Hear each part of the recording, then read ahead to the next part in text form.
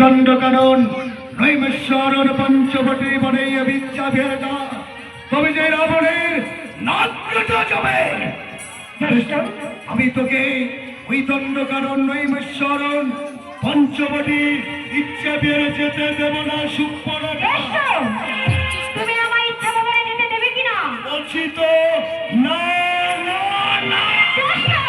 তুমি যদি আমার ইচ্ছা ভবনে যেতে না দাও, ফিরিয়ে দাও আমার হস্তের শাখা সিঁদুর, ফিরিয়ে দাও আমার সীমন্তের সিঁদুর জ্যেষ্ঠ, ফিরিয়ে দাও আমার মৃত স্বামীকে।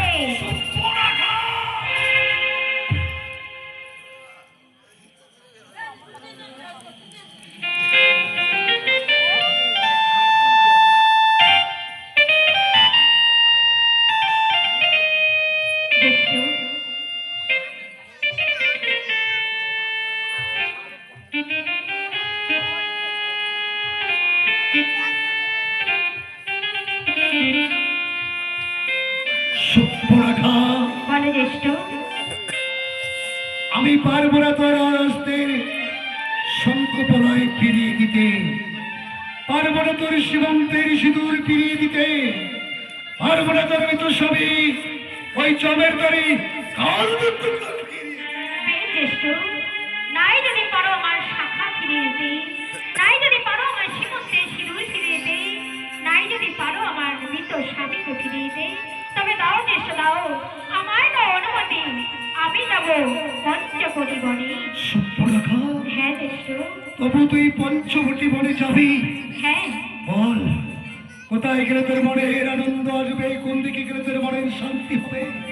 আমি তোকে ওই পঞ্চবটী যাবার অনুমতি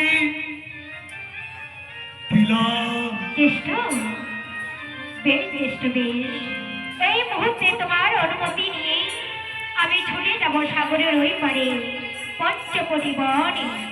বিদায় জ্যেষ্ঠ। বেসুর সুপ্রভা বলে জ্যেষ্ঠ। বল কতদিনের জন্য যাবি তুই ইচ্ছা বিহারে?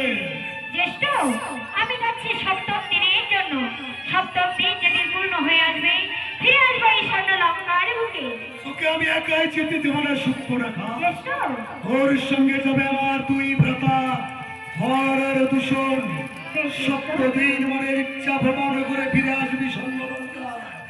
ওই ছাড়া যে স্বর্ণলঙ্কা বড় ফাঁকারে ভর্তি। জ্যেষ্ঠ বেশ, তাই তো যাচ্ছি জ্যেষ্ঠ। বিদায় বিদায় জ্যেষ্ঠ। সুবি বিদায় জ্যেষ্ঠ। সুবি বিদায়।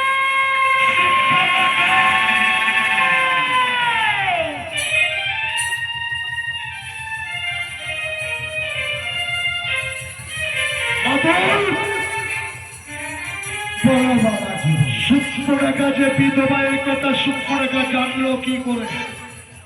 আমি সেইটাই চিন্তা করতেছি বাবা জীবন। সুপ্রভাজি বিধবা কেউ জানে না স্বর্ণলঙ্কার বুকে। আমি জানি, তুমি জানো, আর ধার্মিক বিভীষণ জানে। এই তিনজন ছাড়া কেউ জানে না। আমার ভাই বিভীষণ ধার্মিক, আমার কাছে কোনো গর্ব করবে না। আমি লঙ্কেশ্বর অবন্তিকাল পণ্ডিত শাস্ত্রজ্ঞ। এবার বুঝেছি মাতুল, নিশ্চয় আপনি সুপ্রভার কন্যা বিষ মন্ত্র খেয়ে দিয়েছে। বাবা জীবন এই গল্প করতে করতে ভুল করে আমি বলে দিয়েছি। আজ আমি বুঝেছি মাতুল, সব আপনার ইশারা করে আপনার পরামর্শ। সুপ্রভা যে বিধবা, আমি তাকে কুমারীর সহজে সাজিয়ে রেখেছি।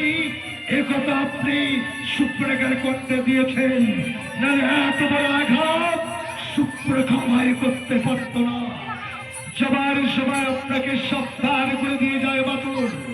রাবণের বাতুল আপনি, লঙ্কার মহামন্ত্রী। এবারে মতো আপনাকে আমি ক্ষমা করে দিয়ে ভবিষ্যতে ওই সুপ্রভার কাছে বিষ জ্বালাবার চেষ্টা করলে লঙ্কেশ্বর রাবণ ক্ষমা করলো।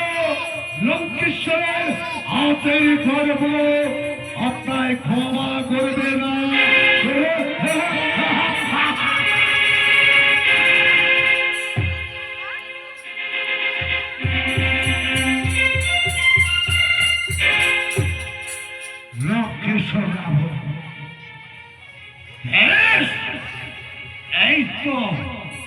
স্বর্ণ নৌকা আস্তে আস্তে করে মেতে উঠেছে।